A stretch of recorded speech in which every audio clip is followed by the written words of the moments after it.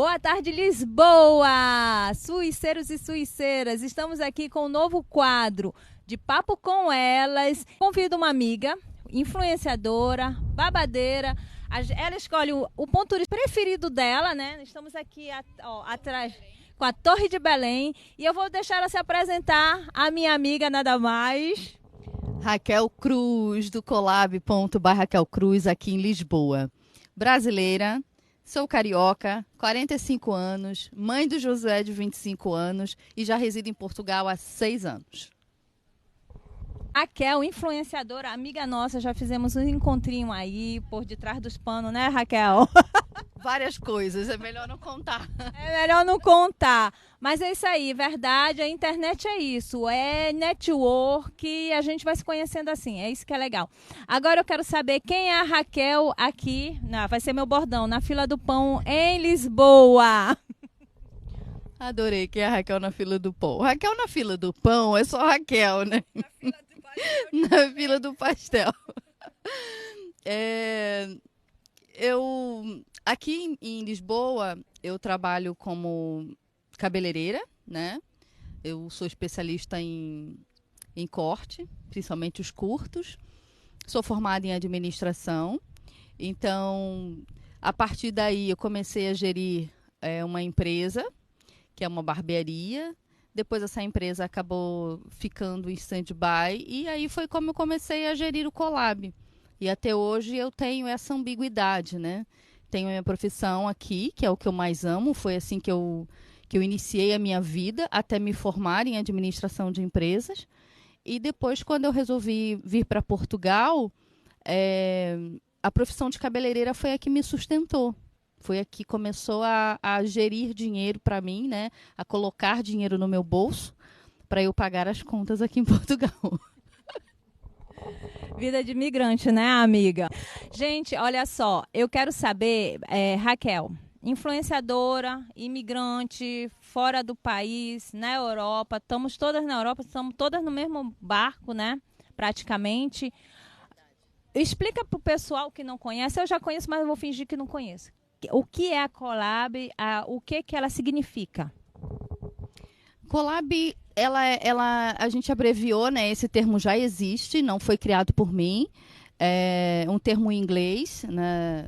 De colaboração de trabalho, onde pessoas se juntam com um propósito, seja prestação de serviço, produtos, enfim, seja artista, a collab pode ser feita em vários nichos. Para resumir, ela é um conjunto de artistas, trabalhadores, enfim, todos juntos com um propósito, pode ser financeiro ou não. E o Collab surgiu justamente para isso, a união de vários empreendedores que na pandemia foi aquela loucura, né? Todo mundo tentando sobreviver e viver, e era uma coisa que ninguém sabia o que ia acontecer. E através do trabalho que eu tinha, muitas imigrantes me procuraram, 90%, aliás, acho que 100% eram brasileiras, né? As mulheres desesperadas, tentando recomeçar a vida. Muitas recentes, outras já tinham chegado. E aí a gente teve essa conversa. Raquel, você precisa fazer isso, você precisa fazer isso. E aí eu falei, vocês precisam me ajudar a ajudar vocês, né? E nesse ponto, quando a gente chegou a esse ponto, todo mundo queria que eu comprasse deles para poder vender no estabelecimento. Eu falei, como eu vou comprar se eu não tenho para quem vender? Não é? E aí eu venderia uma única vez. Se eu compro coxinha de alguém, se eu compro bolo de alguém, eu ia vender. Falei, não, então vamos fazer diferente. Eu compro de vocês e vocês me ajudam a vender o próprio produto ou serviço. E aí entra esse termo, né? Colaboração de trabalho. Então a ideia era, eu comprava, você seria meu parceiro de negócio, ajudava a divulgar o meu negócio e mais pessoas entrariam no meu negócio, compraria mais, eu compraria mais. A famosa roda da fortuna. Lançada! Então, resumindo, a Collab, ela é a melhor amiga do nicho de empreendedoras, né? É a melhor amiga. Marca isso daí, gente. Ó. Melhor amiga do empreendedor. Que legal, Raquel. E você vê a Collab daqui a 2 anos como? Tessia, Daqui a 2 anos eu vejo a Colab itinerante, né? Hoje nós já somos itinerantes aqui em Portugal, mas já consegui levar a Colab para Munique, né? Já fizemos lá. Óbvio que o nicho de Munique é diferente, as mulheres lá empreendem menos, né? Então, a Colab, daqui a 2 anos, eu projeto essa visão para ela. A gente teria alcançado pelo menos mais 3 países.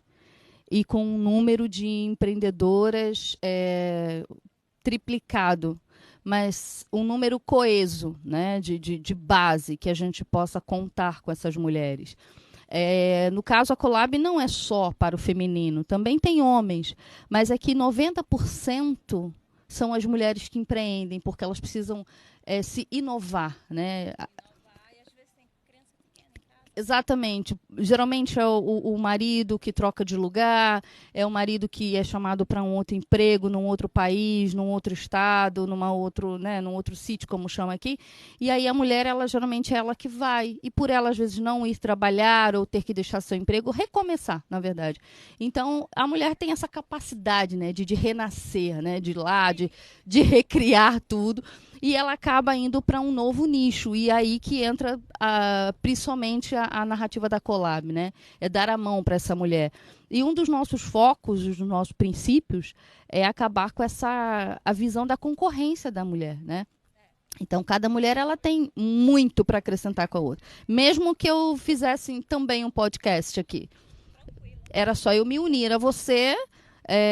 a gente podia marcar um bate-papo e com muita transparência e ver o que era bom para nós duas. Então, nós poderíamos juntas alcançar mais pessoas, eu melhorar a sua visibilidade, você melhorar a minha, fazermos intercâmbio, eu ir para a Suíça, você vir para Lisboa, e a ideia do Colab é justamente essa. Campo de trabalho para a Colab em Lisboa, como é que tá? Como é que tá? Como é que é o povo aqui? Você acabou de responder um pouco, né? Mas assim, o pessoal que está conhecendo, o pessoal que mora no Brasil, o pessoal que está aqui, que está um pouco perdido, qual é a tua dica, teu conselho nesse campo de trabalho que você está trabalhando aí lindamente? É tão amplo isso, porque isso vai depender do foco que a pessoa tem, né? E às vezes realmente também muda tudo, que a gente chega às vezes com tudo certinho na ponta do lápis e não acontece assim, né? Até porque algumas pessoas vêm de outro país, né? E não se informam tanto, não buscam tanta informação, ou quando se informa também acontece percalços no meio do caminho. Então eu sempre dou uma dica: se você vem para Portugal ou para qualquer outro país, faz uma pesquisa antes. A primeira coisa é uma pesquisa. Até porque tudo começa com uma cultura diferente. Por mais que você fale a mesma língua, né? A barreira da língua, mas a cultura é diferente. E a gente está falando de coisas pequenas. Começa pelo interruptor do banheiro, acender a luz do lado de fora. Já começa por aí. Aqui, até hoje a gente apanha com isso, né? A nomenclatura das coisas. Pastel já não é mais pastel, bolinho de bacalhau é diferente do que a gente estava acostumado a falar. E empreender é mais diferente ainda. A gente tem leis, a gente tem condições, a gente tem regras, a gente tem tributos para pagar, impostos para pagar.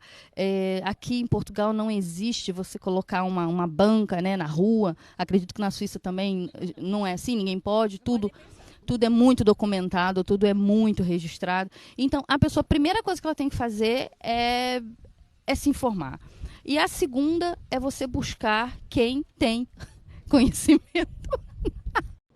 E a segunda dica é procurar pessoas que já vivem aqui, perguntar, mas não é para perguntar só para os blogueiros, não, porque tem muita gente vendendo informação, vendendo sonho que não existe, né?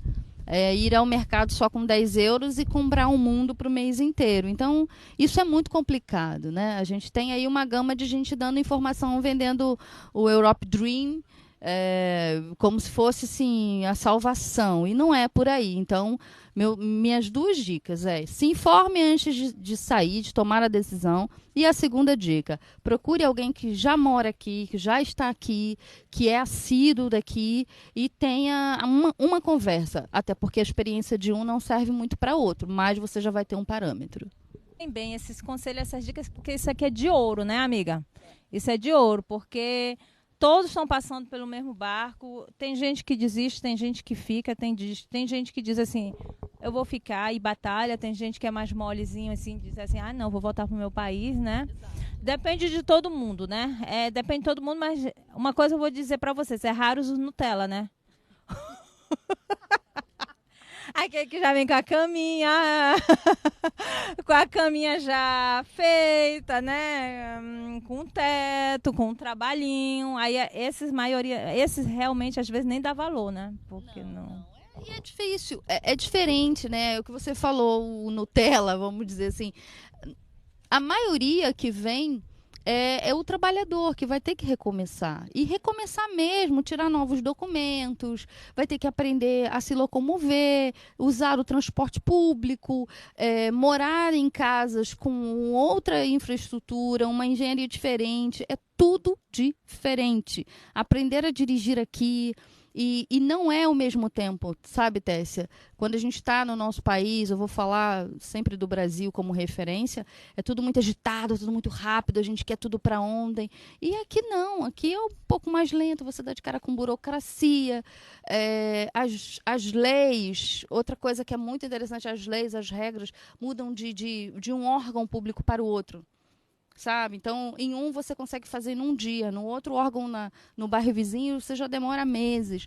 Então, isso tudo é uma questão de você aprender e viver, e só vai viver na prática. Já o que chega aqui, o Nutella, que chega já com contrato de trabalho, a empresa já transferiu a pessoa para cá e já até alugou uma casa. Muita gente já veio, às vezes, com casa para morar, não é? Mas são poucos. São poucos mesmo, 90%. São 5 mil brasileiros desembarcando aqui em Portugal por dia. 5 mil brasileiros por dia. Uns a turismo, outros para morar. São 800 mil estrangeiros passando por Portugal por dia, nos quais 30% são brasileiros. Olha, é um número a se considerar, né? Então tem que ter muita cautela. Eu falo do Nutella pelo fato de um familiar da minha amiga, né, de uma amiga minha, que vieram com casa, mobiliou, trabalho, comprou carro, mas não aguentou. Achou que a vida aqui não convinha, entendeu? Não tinha assim, é caro pagar uma empregada, é que a gente dá valor no trabalho das pessoas. No Brasil ainda, infelizmente, né, tem gente que paga uma miséria para as pessoas serem praticamente escravizadas, né? Então, assim, não é aquele auê do Brasil. Então, a pessoa não gostou, entendeu? Isso daí, mano, não vou falar, não vou entrar em mais detalhes, só ela me contou e disse, poxa, que chato, né? Tanta gente aí sofrendo para, né, para ficar aqui, a pessoa tá com tudo na mão e não gostou. Bom, né? Então, olha, o quadro tá para terminar. A minha amiga Raquel aqui, se vocês quiserem conhecer mais da Raquel, vai lá no Instagram da Raquel, Colab, né? Colab.by Raquel Cruz. Colab, com 2 L's, .by Raquel Cruz. Agora, a última questão para encerrar, Raquel, eu quero que tu conte o perrengue mais engraçado que tu passou nesses teus anos todinho aqui. Compartilha com a gente. Mais engraçado, eu não sei, mas eu já fiquei perdida nas estações aqui do metrô, chama-se metro, e passei direto, aquela maquininha não sabia colocar, e eu cheguei a fazer isso 2 vezes, passar da estação, aí desci, né, retrocedi, retornei. Nessa de voltar, também passei do lugar novamente. Ou seja, eu falei, gente, fiquei no círculo infernal sem saber, e eu falei, ai, me senti a verdadeira idiota aqui, né? Falei, gente, e não é tão difícil, né? Não é tão difícil para se locomover. Então a gente consegue entender já isso. Teve uma também, eu acabei, quando eu trabalhei num salão assim que eu cheguei, eu gritei em alto bom som para um colega meu me trazer aquela fita cola aqui, já aprendi, chama-se fita cola. E eu gritei, você pode trazer um Durex para mim, por favor? Explica pra galera brasileira que tá assistindo. E a cliente que estava na minha cadeira só olhou assim para mim, e aí a gerente também, não. Eu falei, eu preciso de um Durex para colar o cabo da escova. Aí ela me chamou e falou, Raquel, Durex não, Durex aqui é preservativo. Aí eu falei, mas aí o salão inteiro já estava rindo de mim. Dá pra colar com ele também. Dá pra colar. Ai, agora, olha, para encerrar de vez, por que Torre de Belém? Porque eu peço, né? Me escolhe um ponto turístico preferido seu e ela escolheu Torre de Belém. O porquê? Pra gente encerrar. Torre de Belém. Dentro do que a gente estava falando, eu já tive em Portugal, antes de me mudar para cá, 2 vezes. E é um ponto turístico, né? Inegável. Coisa mais linda que tem aqui, padrão dos descobrimentos. E quando eu cheguei aqui, fiquei encantada. Segunda vez, você tem que vir sempre, todo turista vem. Eu nunca imaginei que fosse ser o caminho, né? O trajeto de um trabalho que eu tive e morei. Então, todos os dias eu passava manhã e tarde na frente da Torre de Belém. E, para mim, tem um significado muito forte, que é justamente isso. Às vezes a gente vende um sonho da Europa, uma qualidade de vida e tal, mas é muita gente que vem para cá fazer altas fotos e tal, e tá tudo muito lindo, tudo incrível, vários drinks, só espumante, e não é só isso. Como você citou, muita gente regressa ao país por conta de N motivos, seja pela família, saudade, dor, até depressão. Então, eu usei a Torre de Belém propositalmente justamente para isso, para dizer que quando a gente sai do nosso país, nos tornamos estrangeiros, a vida não é só isso, só Torre de Belém, só ponto turístico. Migrar implica em você largar muita coisa para trás. Não participar de casamento do seu irmão, não ver sua mãe, não ver sobrinho nascer, não ver formatura de muita gente. É isso, você larga, você assume uma nova identidade. E até com o tempo, as pessoas vão deixando de falar com aquela frequência. Então, eu quero só deixar aqui registrado, Tessia, que a Torre de Belém tem esse significado para mim, porque quando eu passei muitas vezes por ela, eu sentia tanta saudade de casa, da minha família, né, do lugar, e você fala, não é só um sonho que a gente tem que vender, a gente tem que vender realidade. O famoso imigrante iludido. Exatamente, coisa que a gente deita chorando, passa domingo, final de semana para o imigrante é triste demais, às vezes, muitas vezes, né? Dá aquela depressão que você às vezes nem quer ligar, você sabe que você vai chorar o tempo inteiro de saudade. Então fica aí essa hashtag imigrante iludido, vamos subi-la. Porque não é só realmente postar a foto da Torre de Belém. Vamos falar da realidade, que é você viver longe do seu país em busca de algo melhor? Sim. Em busca de uma vida melhor? Sim. É justo, é seu direito. Conhecer coisas novas? Sim. Encarar o desafio? Sim. Só venha com os pés no chão, venha centrado, não venha falando para o teu amigo que é tudo lindo, maravilhoso e que ele vai tomar banho de vinho todos os dias e tomar espumante todos os dias, não. Passar aqui às vezes implica você estar indo para o trabalho às 5, 6 da manhã, quiçá às 4h30 pegar o primeiro trem, né, e trocar de vários métodos, modais para chegar no trabalho. Então, a Torre de Belém, para mim, tem muito esse significado de todas as vezes que alguém me pergunta como é viver aí, eu digo, olha, é muito bonito, mas também é muito duro. O preço é alto. Pra todos nós, né, amiga? Realmente, para todos nós. Então, Torre de Belém significa um novo horizonte, né? Horizonte. Né? Real. Com muita realidade. Então vamos encerrar aqui com um grande beijo, Raquel. Beijo, Tessia.